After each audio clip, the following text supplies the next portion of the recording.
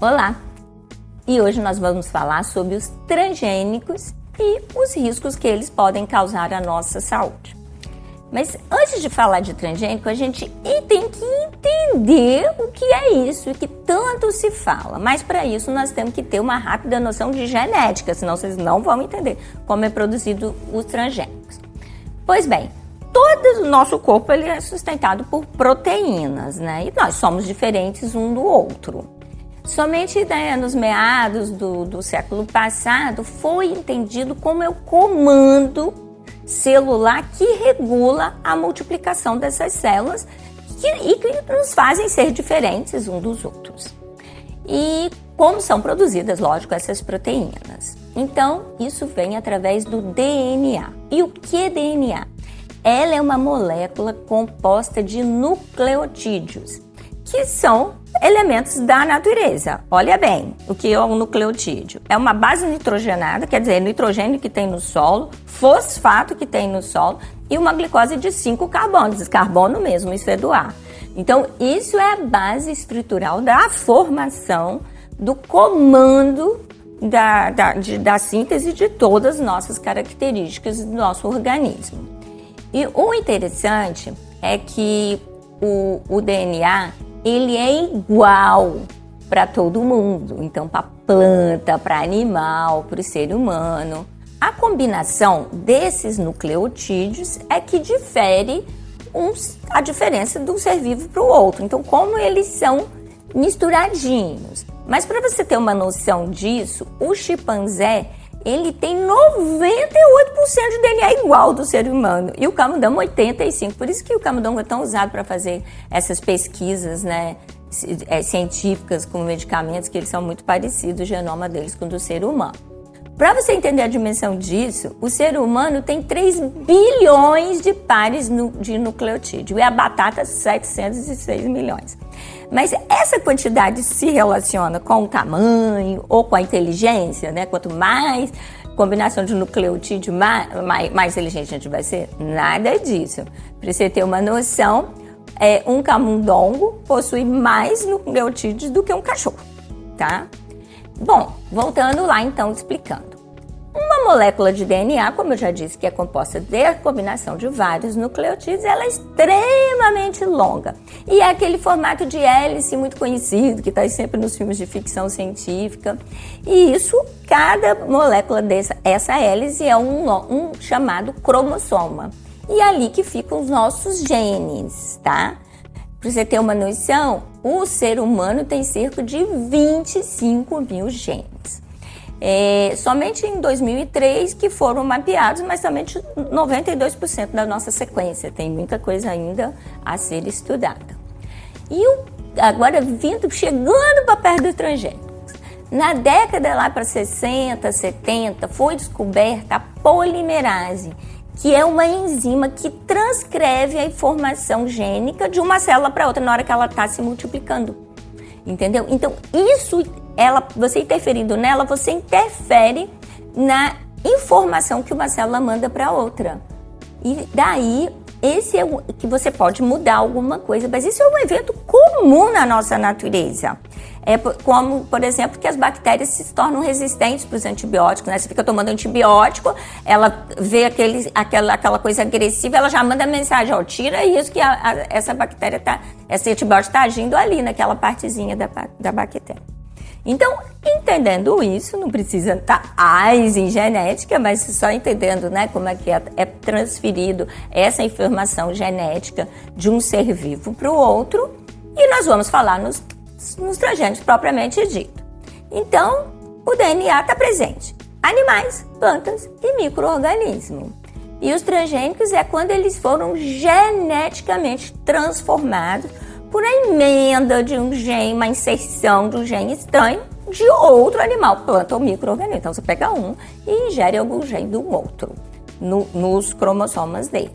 É assim que se faz o rearranjo genético. Bom, simples, né? Mas isso não é nada simples, porque um gene, ele carrega várias informações. Não é simplesinho assim, aquela mistura do olho azul com castanho, não. Um gene leva várias outras características. Então, você mexeu ali, né, na estrutura daquela planta, né? Colocou um gene de um micro-organismo lá. Você não sabe quantas informações você passou. Você não passou só aquela que você queria.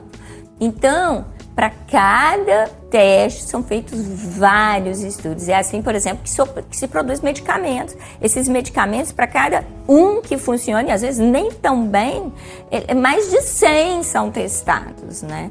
E como os transgênicos, eles fazem várias exceções, vários testes para ver e vai descartando aquilo que não deu certo. Então, isso se chama pesquisa e ela é muito trabalhosa. Bom, o exemplo mais antigo de transgenia foi na produção da insulina. Ela foi sintetizada por bactéria. Ela começou a ser comercializada em 1982. E o primeiro alimento transgênico foi em 94, que foi um tomate.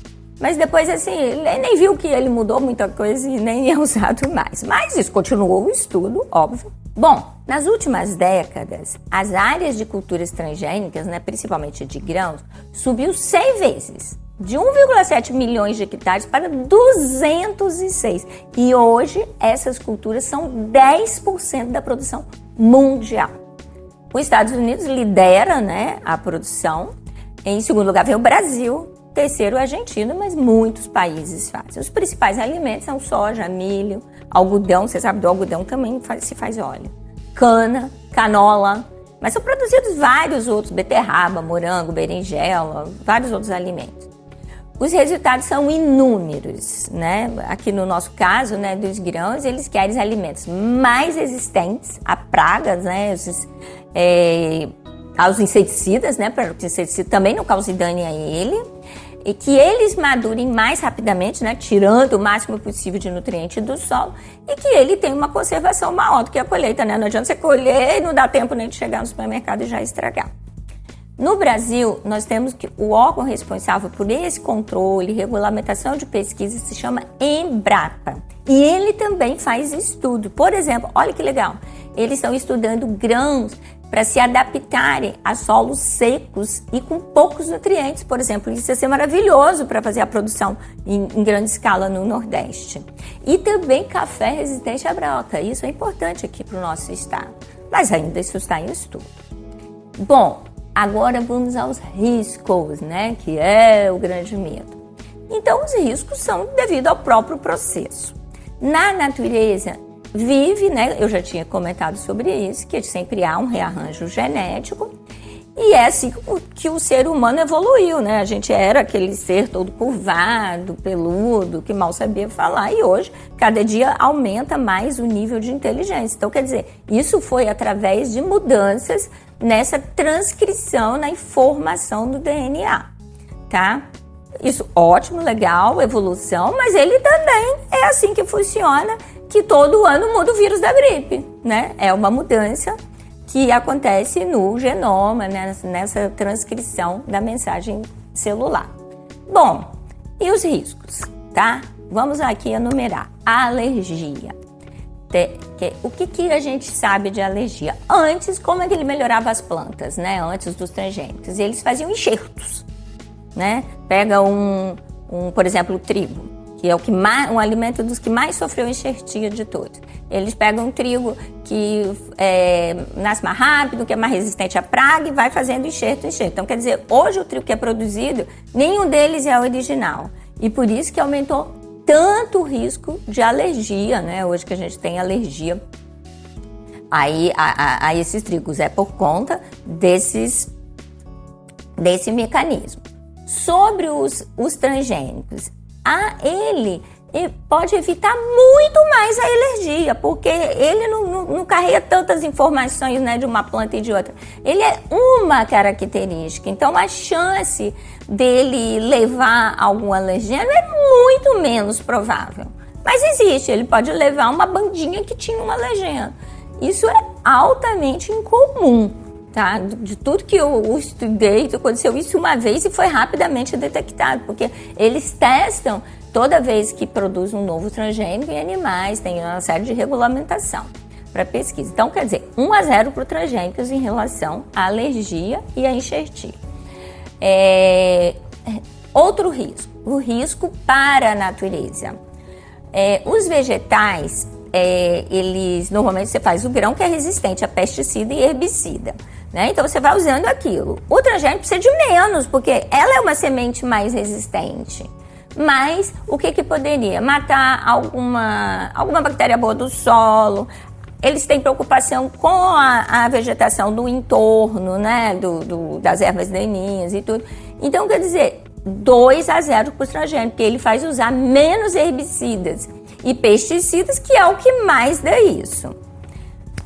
Outra coisa, então agora o terceiro, o risco genético, tá? É o risco de você levar outras informações, além daquela que você queria. Por exemplo, uma toxina, um hormônio, vamos dizer assim. Isso é possível, mas é muito improvável. O hormônio é uma estrutura complexa, não é ali numa bandinha de gene que você leva, que você vai levar. Isso nem nunca aconteceu, tá? Provável, mas muito raro, tá? Então, o que acontece? Os transgênicos, na verdade, eles evoluíram em relação a quase todos os nossos problemas da agricultura. E existe muita coisa que se fala na sociedade por falta de informação. E um deles é que todo produto transgênico tem que ser informado. Então, as sacolinhas têm um triângulozinho dizendo que é transgênico. Mas isso adianta? Provavelmente, todo o óleo de cozinha que nós consumimos, ele é de canola, soja, tudo, eles são transgênicos. Então, a gente vai para o restaurante, ele usou algum transgênico na preparação, então ele vai botar lá o símbolozinho de transgênico. Então, quer dizer, é uma prática meio hipócrita, né, na verdade. Agora, tem outra informação também que eu acho importante dividir com vocês, que é fácil de rastrear um produto transgênico. Ele tem técnicas de PCR e ELISA que são testes mesmo de laboratório que você faz e que você detecta se esse alimento tem algum transgênico. Então isso é importante para o controle sanitário, para não haver abuso, né? E faz um monte de coisa que não é testado, não é regulamentado. Então isso hoje é feito com muita responsabilidade. Bom, nós estamos falando até agora de vegetais e os animais, tá? O que a gente já tem? Nos Estados Unidos nós temos o salmão, que foi geneticamente modificado para crescer mais rápido, e o porco, que é para tirar o açúcar do músculo e ter menos caloria. Na China, eles têm peixes transgênicos, inclusive tem uma raça do Brasil comum aqui, e que eles fizeram uma transgenia lá e tá bombando na China todo ano, comendo peixe brasileiro que é produzido na China. Então, resumindo aqui, a maioria dos riscos que a sociedade debate é por falta de informação. O medo do desconhecido. Então, eu espero que vocês que estejam me ouvindo entendam bem e desmistificam isso na sua cabeça. Concluindo, não há qualquer evidência científica atual que os transgênicos usados possam causar danos à nossa saúde, à nossa descendência, quer dizer, que a gente leve para os fetos, ou afetar os nossos genes. Ele não muda, é coisa que a gente está comendo, a gente já come produto de enxertia, produto que é transformado naturalmente. Então, todo novo transgênico tem que ser avaliado sobre o seu risco, ok? Meu nome é Kitia Persiano, eu sou médica oncologista e faço vídeos para ajudar quem está na jornada contra o câncer e para pessoas que querem ter informações do que pode dar câncer e do que pode evitar, ok?